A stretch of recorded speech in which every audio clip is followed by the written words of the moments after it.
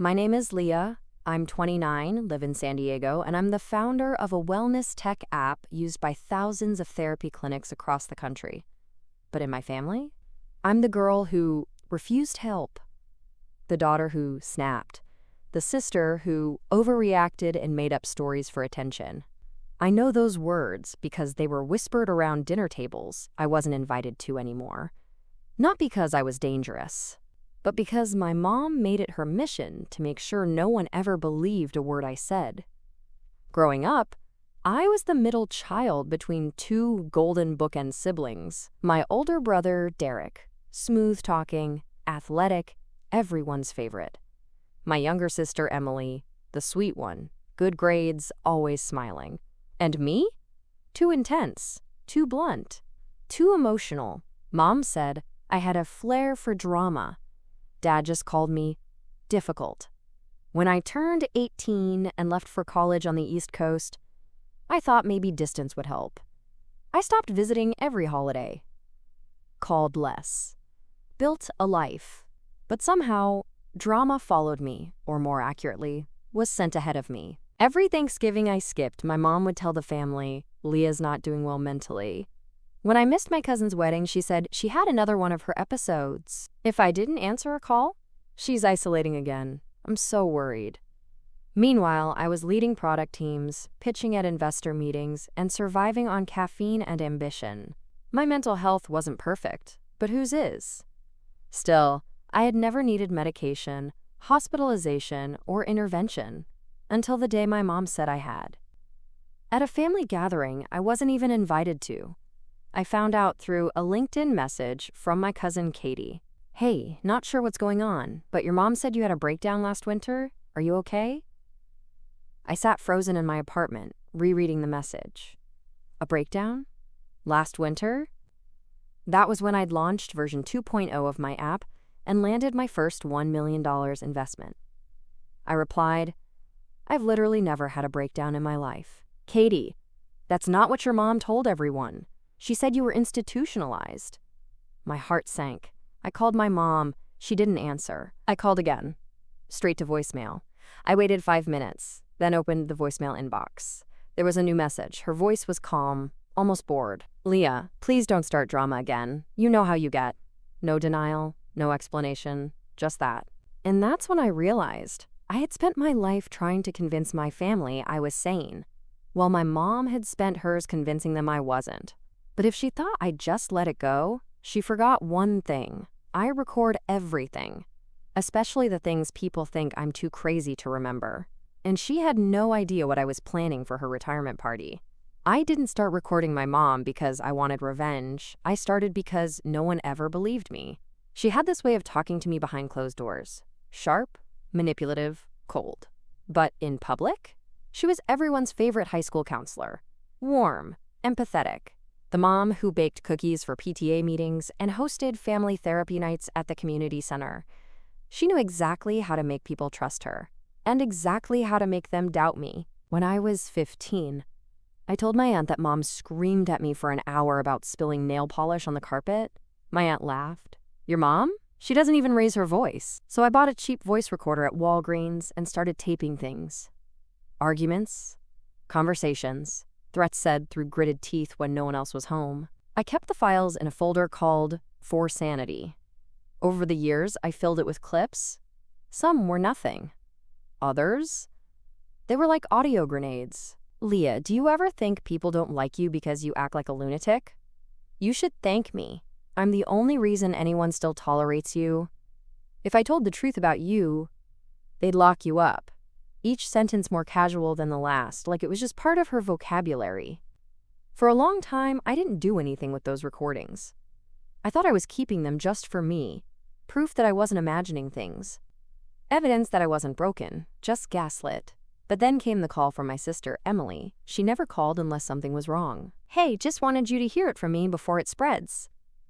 Mom's retiring, I blinked. Okay, so? She's having a party, big one. District board, school families. The mayor's even invited. Why are you telling me? There was a pause.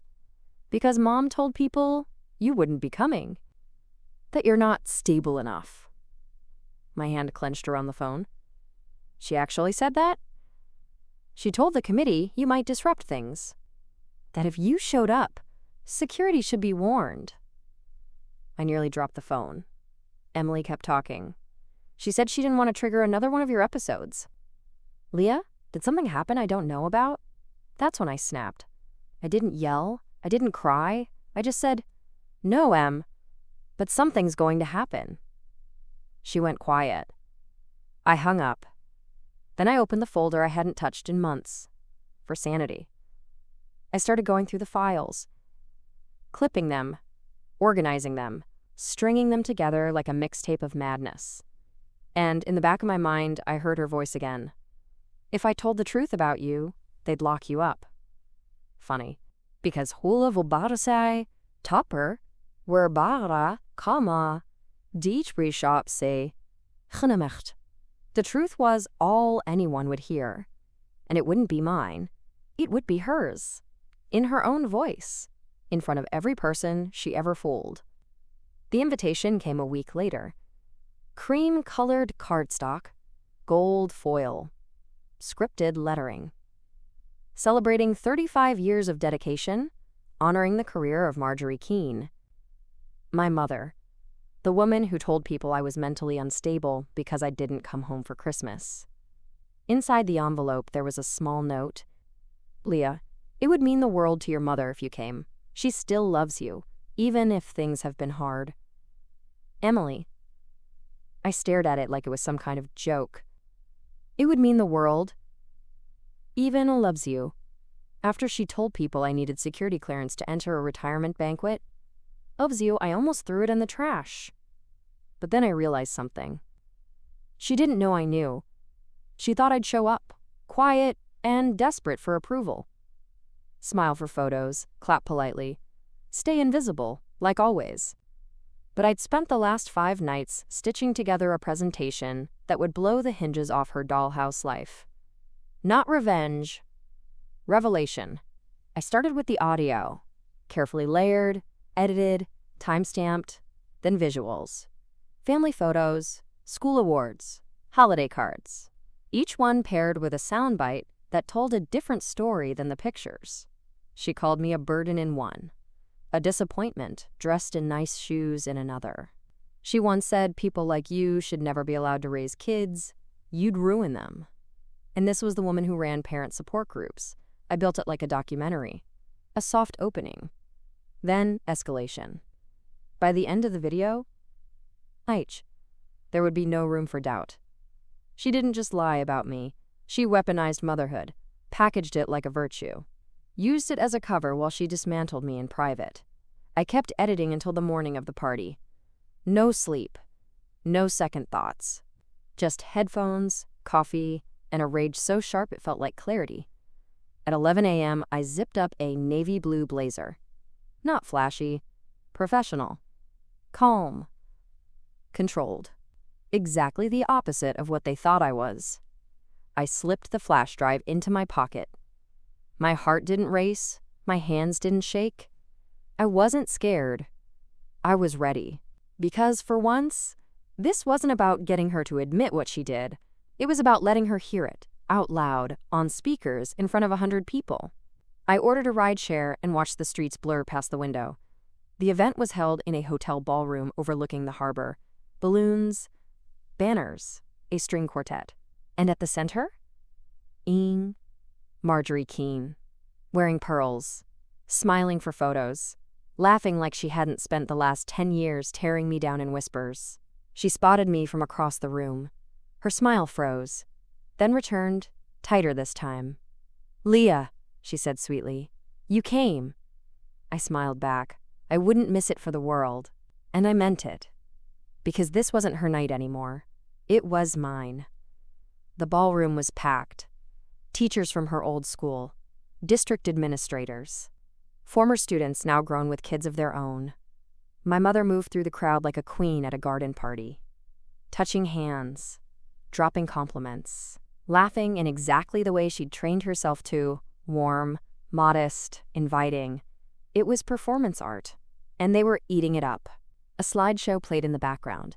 Pictures of her through the years, holding toddlers, wearing ribbons, group hugs with teens during orientation week. The applause came in waves, but all I could hear was the hiss of the lies she told about me, curling under every compliment. She's a saint. She's the reason I made it through high school. I wish every kid had a mom like her. I stood near the refreshment table, sipping club soda and chewing the inside of my cheek. Emily found me first. "Hey," she whispered, "you look amazing." I nodded once. She leaned in. "Thank you for coming. This means a lot to her." "Does it? Or does it mean a lot to you, Emily? Because you've spent years standing quietly while she turned me into a family punchline." I didn't say it. I just smiled. A waiter passed by with a tray of mini Quitches. I took one, something to ground me. Across the room, Mom was doing what she did best, telling a story. Some tale about a runaway student who returned with a scholarship and a thank you note. She looked so sincere, like nothing in the world could crack her. But I was holding the hammer in my pocket. Literally. The flash drive was cool between my fingers. At 3:15, the MC tapped the mic. "Thank you all for being here to honor an incredible educator, mentor, and mother, Marjorie Keene." Applause. Cheers. I kept clapping too. Clap for the show. The surface. The version everyone loved. The MC continued. "We've got a little surprise. A special tribute video, prepared by someone very close to her." Heads turned. Mom looked confused. "Leah?" the MC said. "Care to introduce it?" I stepped forward slowly. The room hushed. Mom's face paled just slightly. But she didn't move. Not yet. I took the mic. "Hi, I'm Leah, Marjorie's daughter." Polite applause. Deep breath. I put together a short video to show another side of my mother's journey, the part most people never see. Someone in the crowd laughed lightly. They thought I meant humble beginnings. They had no idea. I glanced at the AV tech in the corner and gave him the nod. He inserted the drive, clicked play, and in the sudden darkness of the ballroom, with everyone watching, her voice filled the room. The real one. The screen faded from black. Then came the first clip. My voice, shaky, recorded from my old bedroom. "Mom, can we talk about what you said yesterday? You told Emily I wasn't." Her voice cut me off. Sharp, flat. "Oh, please, Leah. I said what needed to be said. If you can't handle how people see you, that's your issue." The audio hissed. Then another clip. "I swear," she said, "one of these days you're going to spiral and ruin everything. And I'll be the one they come to for answers. Like always." The room was dead silent. The lights from the screen flickered across stunned faces. You could feel it. The tension coiling tighter with every word. Another clip. Her voice again, lower this time. "You think people believe you? You walk around with your little app and your sad eyes and think you're some success story. You're just unstable in better clothes." Someone in the back gasped. The MC looked toward my mother. She wasn't smiling anymore. She was frozen. A statue in pearls. I saw her hands twitch at her sides. Another clip. "God, Leah, stop making everything a trauma. Not everyone needs therapy for their childhood. Some of us just grew up." The crowd shifted uncomfortably. The words hit harder because they weren't exaggerated. They were exact. She'd said them 100 times. But never like this. Not amplified. Not in stereo. Not with her name and face on banners at the front of the room. Then came the final clip. The one I'd almost left out. I'm glad I didn't. Her voice. "If anyone knew the truth about you, they'd never hire you. That's why I tell them first. So they're warned." The screen cut to black. Silence. Not even a cough. Not a whisper. The MC stepped back, clearly rattled. I walked forward and took the mic again. My voice was calm. Steady. I recorded those conversations years ago, not because I wanted to use them, but because no one believed me when I said what she really thought of me. Murmurs in the crowd now. Some people still stunned. Others angry. Confused. I looked straight at my mom. She didn't blink, didn't move, like her body was still here, but her image had just crumbled. "All I ever wanted was to be treated like I wasn't broken," I said. But she built her image by breaking me in private. I stepped away. No theatrics, no tears. Just the truth, finally let out into the open, like air, after years of suffocating. The lights came back on. A woman near the front turned to my mother. "Did you really say all those things?" And for once, my mother didn't have a story to spin. She just stood there, silent, exposed. The truth didn't need my voice anymore. It had hers. No one clapped. No one smiled. People just stared at her. The legend. The icon. The woman who built a career out of empathy but couldn't show any to her own daughter. For the first time in her life, my mother had no script. No performance to fall back on. Just silence. Heavy and stinging. Like the air had turned to ash. Emily was the first to move. She stood up from her seat and whispered, "What the hell, Mom?" My mother didn't answer, didn't shake her head or deny anything, just kept looking at the blank screen, like it still had something left to say. Then someone else stood. A man in a gray suit, Mr. Alden, her old supervisor. "Marjorie," he said carefully, "do you want to explain?" Still nothing. I could almost feel her mind scrambling, trying to find a lie that could clean this up. But there wasn't one. Not anymore. She had trained her voice to sound so nurturing, so composed. But the recordings didn't lie. That wasn't a daughter twisting words. That was a mother showing her real face when no one was watching. A few people began whispering. One woman walked out. Another followed. Then two of her old coworkers stood. Awkward smiles, quick nods, and then gone. Like her legacy was bleeding out by the minute. And I didn't feel victorious. I felt still, like something that had been vibrating inside me my entire life had finally gone quiet. I turned to walk out, not because I was fleeing, but because my part was done. I'd said what I came to say without saying much at all, but then I heard it. Her voice. Cracked, small, unfamiliar. "Leah?" I stopped, turned halfway back. Her eyes were glossy now. She looked like a porcelain figurine someone had finally tapped hard enough to shatter. "You had no right to do this." I tilted my head. "I had every right." Her hands trembled. "You humiliated me." I let out the softest breath of a laugh. "No, Mom. You did that yourself. I just hit play." And I walked out. The doors closed behind me with a quiet finality. No dramatic music, no applause. Just the clink of silverware and the dull buzz of people finally realizing the woman they praised was someone else entirely behind closed doors. I stepped into the sunlight. The ocean breeze hit my face like freedom. I didn't check my phone. Didn't look back. Because for the first time in decades, I wasn't the one who needed to explain herself. The days after the party were quiet. Not peaceful, just hollow. Like the world was adjusting to a new reality. I didn't get any calls. No apology. No attempt to twist the story. Not even from Emily. She went radio silent. Which, honestly, told me everything I needed to know. They weren't mad I'd lied. They were mad I'd told the truth. On Monday, I went back to work like normal. Meetings, emails, app updates. People asked about my weekend. I said, it was productive. And it was. Not in the traditional sense, but in the way pain sometimes finally finishes teaching you something. By Thursday, I got a text from an unknown number. "Your little stunt cost me my job. Hope you're happy." No name, no punctuation. But I didn't need one. It was her. Her tone was unmistakable. Blame sharp enough to cut through the screen. I didn't respond. She had spent decades framing me as the liability. Now her own words had pulled the frame apart. And still, she saw herself as the victim. I muted the number. But I didn't block it. I wanted to see what she'd do next. Turns out, she did what she always did. She rewrote the story. A week later, my cousin sent me screenshots from Facebook. A long post from Mom's account. Sometimes people turn on you out of jealousy.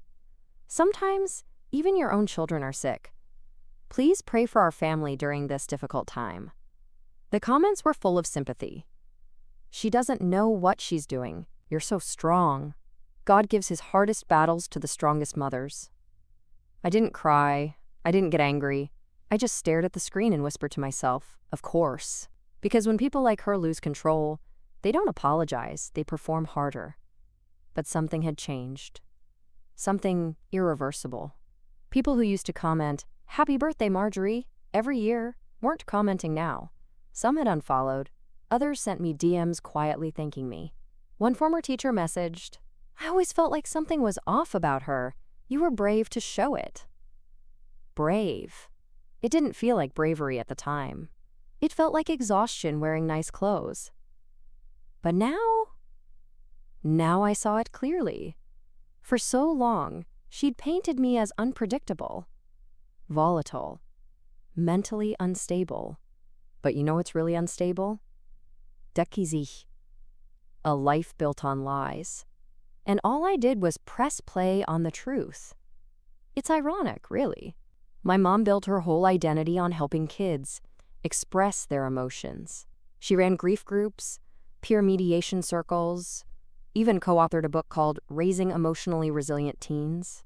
But when I cried, she said I was manipulating. When I was quiet, she called it sulking. When I got angry, so, she called it dangerous.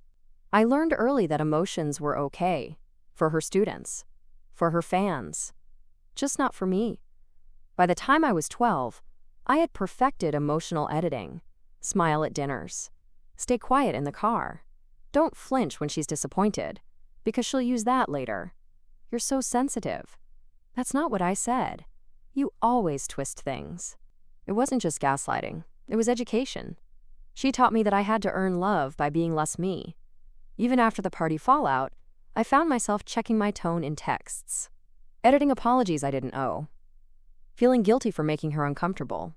That's what emotional grooming does. It makes you think clarity is cruelty. That standing up for yourself is selfish. I booked a therapy session after the retirement party. Virtual, late evening. My therapist looked at me through the laptop screen, her expression soft but steady. "How do you feel now that it's out in the open?" I thought about that. Tried to give her an answer that made sense, but all I could say was, "Light." She nodded slowly, and then I said something I hadn't planned to. "Do you think I was wrong?" She blinked. "For what?" "For playing those tapes." Her voice was gentle. "Do you regret it?" "No." "Then why are you asking?" I looked down. Because that voice, my mom's, still lived inside me. Still whispered that I'd overreacted. Still told me I'd ruined everything, even though I knew better. Even though the truth had set me free. Healing isn't a straight line. It's a spiral. You come back to the same pain, but each time you understand it a little more. A week later, I went for a walk past my old high school. The campus was smaller than I remembered. Or maybe I had just grown. I saw the plaque by the front office. In honor of Marjorie Keene, for a legacy of compassion. And I didn't feel anger. I felt pity. Not for her, but for the people still pretending that plaque told the whole story. Because someday, someone else will walk by it. Someone who knew me, who heard the tapes. And they'll know, legacy isn't what you put in gold letters.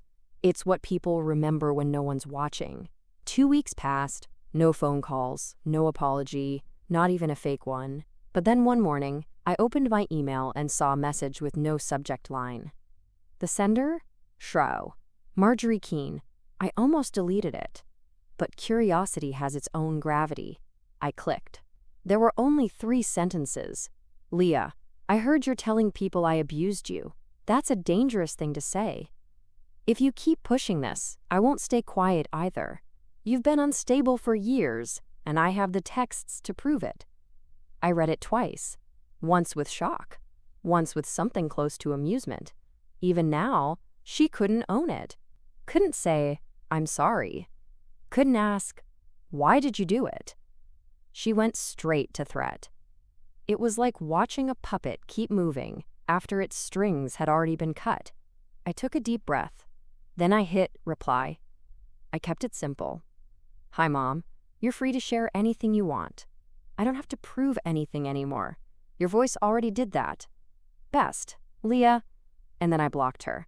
Not out of spite, but because some endings deserve silence.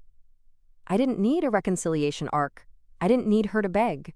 I didn't even need her to believe me. Because the people who mattered, they knew now. The illusion was gone. One of her old coworkers messaged me privately. I wish I'd seen it sooner. I always thought she talked about you with concern. But it was control. Another sent a donation receipt to a mental health charity in my name. And then came the call I didn't expect. Emily. I stared at the screen for a long second before answering. Her voice was soft, flat. Hey, I waited. I don't know what to say. I let the silence sit. It was hers to fill. I didn't know it was that bad, she whispered. You did, I said calmly. You just didn't want to believe it. She didn't deny it, didn't argue, just said, I think I'm done talking to her too. I didn't respond with comfort or forgiveness. Because truth isn't transactional, it's earned.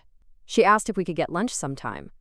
I told her maybe, not out of cruelty, but because I finally understood my time was something to be chosen, not assumed. And for the first time in my life, I was making that choice for me. 3 months passed, no more emails, no messages from Emily, no rumors or threats. Just quiet. The kind that used to scare me. Now, Mana, it felt like peace. Real peace. Not the kind you fake to keep the family from cracking, but the kind you earn by telling the truth, even if your voice shakes. One afternoon, I visited the storage unit I hadn't touched in years. Inside were boxes labeled college, old notebooks, childhood. I pulled out a dusty bin labeled recordings, cassettes, mini discs, flash drives. The entire archive of years spent collecting the evidence of my own sanity. I stared at them. All those hours of whispered cruelty, gasps, slammed doors. And then I asked myself, do I still need these? At Tinman, my fingers hovered over a flash drive, the one I used at the party. I slid it into my laptop, not to play it, just to check the folder name one more time. For sanity. I smiled. It was never about revenge. It was about survival. Proof. Validation. But I didn't need it anymore, not because I'd healed everything, but because I no longer needed her permission to feel okay. I renamed the folder from For Sanity to Foreclosure. Then I dragged the files to an encrypted cloud drive, backed them up, and deleted them from my desktop. A clean screen. Just like the future I was stepping into. Later that night, I sat on my balcony with tea in hand. The sunset painted the sky in quiet colors. No background noise. No buzz of incoming texts. No second guessing if I was being too dramatic. Just me, safe in my own skin. And for the first time in years, I let myself whisper something out loud. I wasn't the broken one. And it was true, I had cracks, yes. But they let the light in. She built herself to look perfect. But perfection doesn't survive the truth. I did. And now, when people ask about my mother, I don't flinch. I say, she had a story she wanted everyone to believe. But eventually I told mine. And if they ask, what happened next? I just smile. Because I don't need to explain. The silence she left behind speaks loud enough. What do you think about Leah's decision? Was she too harsh? Or was this the only way to truly protect herself? Share your thoughts in the comments below, and don't forget to subscribe to the channel for more heartfelt stories about family.